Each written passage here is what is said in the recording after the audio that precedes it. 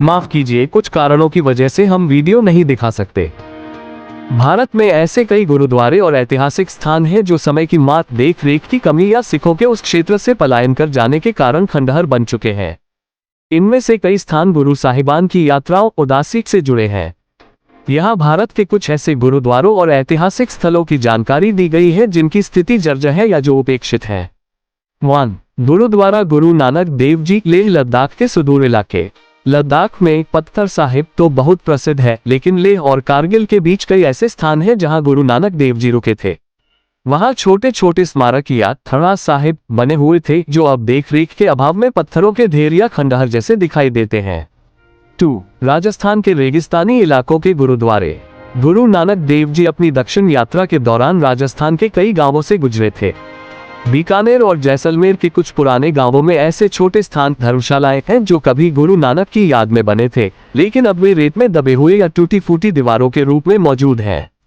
3. गुरुद्वारा कलीस साहिब, उत्तर प्रदेश। उत्तर प्रदेश के कुछ पुराने शहरों जैसे कन्नौज और आसपास के क्षेत्रों में गुरु नानक देव जी और गुरु तेग बहादुर जी की यात्राओं से जुड़ी पुरानी इमारतें हैं। यहाँ कुछ स्थानों पर पुरानी नानकशाही ईंटों के ढांचे मिलते हैं जो अब खंडहर बन चुके हैं और वहाँ कोई सेवा संभाल करने वाला नहीं है। 4. सिक्किम और अरुणाचल प्रदेश के दुर्गम स्थान। उत्तर पूर्व भारत में गुरु नानक देव जी की यात्राओं के दौरान कई चुम्बुक पवित्र स्थान बने थे। गुरुडोनमार झील के पास तो अब नया गुरुद्वारा बन गया है, लेकिन पहाड़ों के अंदरूनी हिस्सों में कई पुराने छोटे स्थान ऐसे हैं जो अब केवल खंडहर के रूप में बचे हैं या जिन्हें स्थानीय लोगों ने अपने रीति रिवाजों में ढाल लिया है। इन स्थानों की ऐसी स्थिति क्यों है?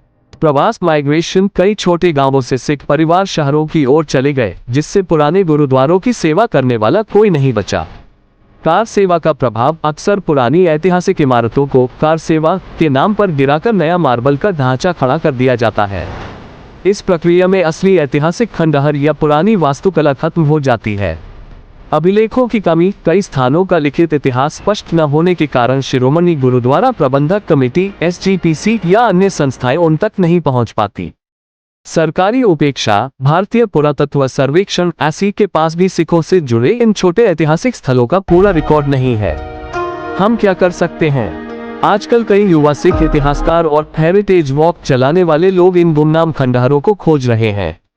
द लॉस्ट हेरिटेज जैसी किताबों में ऐसे कई स्थलों का जिक्र है जो अब केवल मलबे के रूप में बचे हैं। हम आपको उन जगह के बारे में सारी जानकारी अच्छी तरह से बताएंगे, वहीं पर उसी स्थान पे जाकर बस खोज जारी है।